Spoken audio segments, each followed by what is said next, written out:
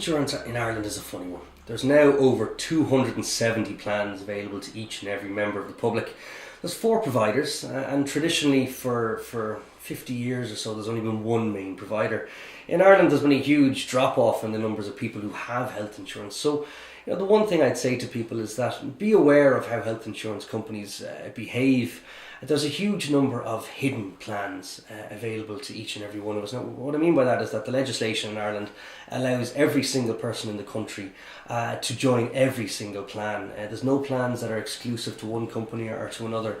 So what health insurance companies tend to do is they tend to bury the plans that they will market towards the bigger blue chip organisations.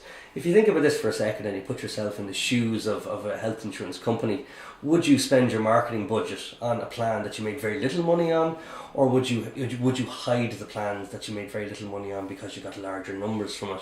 If I marketed a health insurance plan to an Intel or a Citigroup or one of the larger organisations, I prefer to hide that from the general public because that's where I make less money on. But they're typically the really, really good plans.